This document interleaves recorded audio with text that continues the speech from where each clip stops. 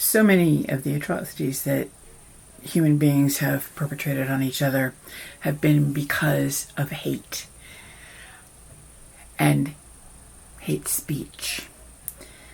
The enslavement of black people, for example, the Holocaust, apartheid, and the deaths of so many children at the residential schools for Indigenous persons. This hate spread through the written and spoken words of people, through pictures, through what seemed like at the time unimportant social actions. So things that were not sort of in the greater context sort of taken as anything in particular, until it exploded with a force that still echoes today. Long time ago, when I was quite young, and kids have a tendency to say things like, I hate so-and-so, or I hate spaghetti, and my mom said to me, you don't want to use that word. You don't. It's a great big word, and it is a very powerful word, and it means something that is truly, truly too great for you to understand. And it's only after you grow up a little bit that you start to understand that hate is the total opposite of love.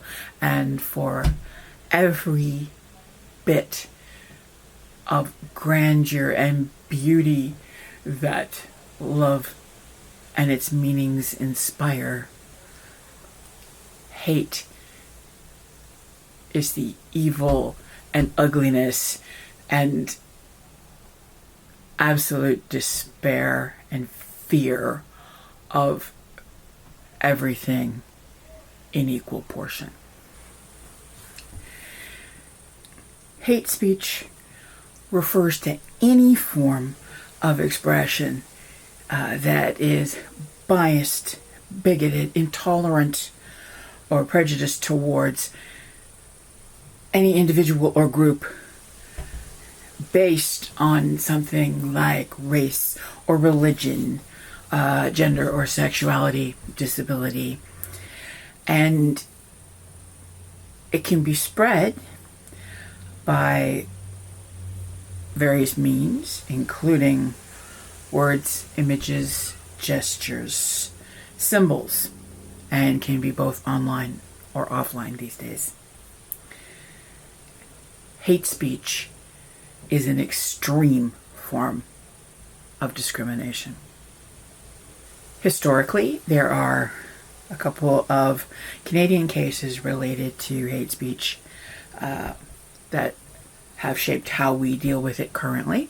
And they are Bill Whatcott, and he or they distributed anti-gay flyers in Saskatchewan using words like filth, propaganda, and sodomy to describe gay relationships.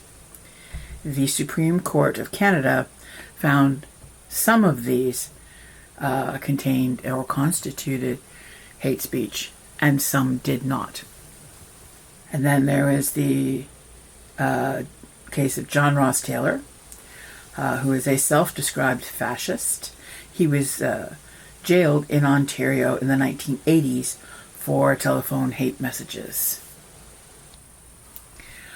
Now, we need to remember that there is a very blurry line between hate speech and free speech. And it's being still to this day debated in law. And for those people who follow this particular idea that it is free speech, they are traditionally those people who will acknowledge that it's offensive, okay, and it could be even hurtful but that the censorship of it would do more harm than good.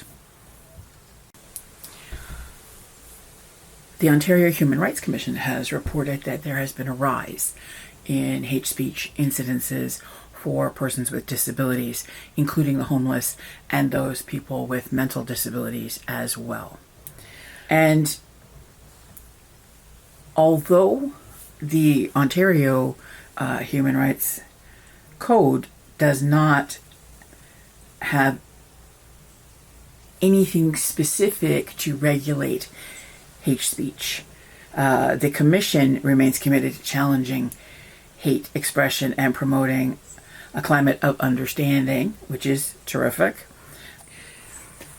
The Canadian Human Rights Code is currently being updated to include a definition of hate speech that excludes subjective criteria by basing the update on the Supreme Court of Canada decisions.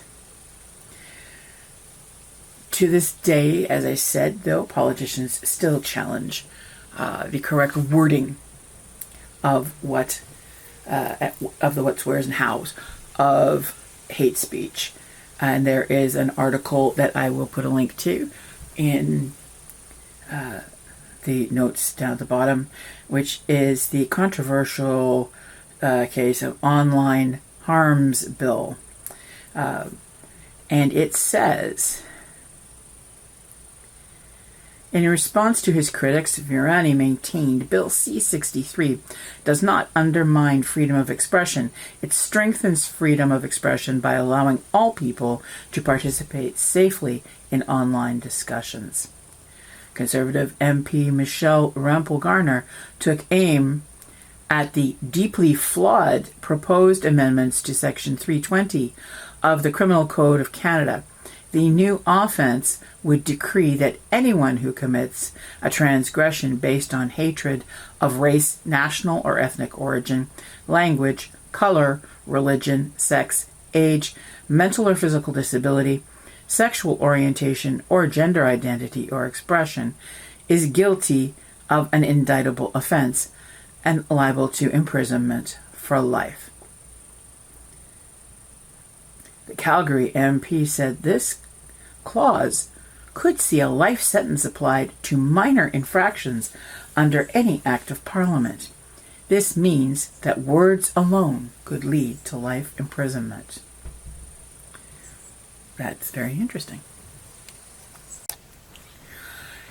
It is sometimes really difficult to make a clear-cut case for something being hate speech versus being freedom of speech, but you still have to address it,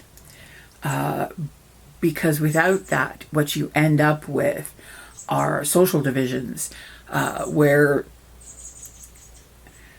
hate speech in and of itself over time can create a crowd, like people who follow what someone is saying. And if you consider what happened with the Holocaust, if you consider what happened with the residential schools, where it became this it had a life of its own once it was begun, that's the type of thing that hate speech can do if you're not being careful and looking at what is being said and trying to make the best decisions that you can over what this actually is.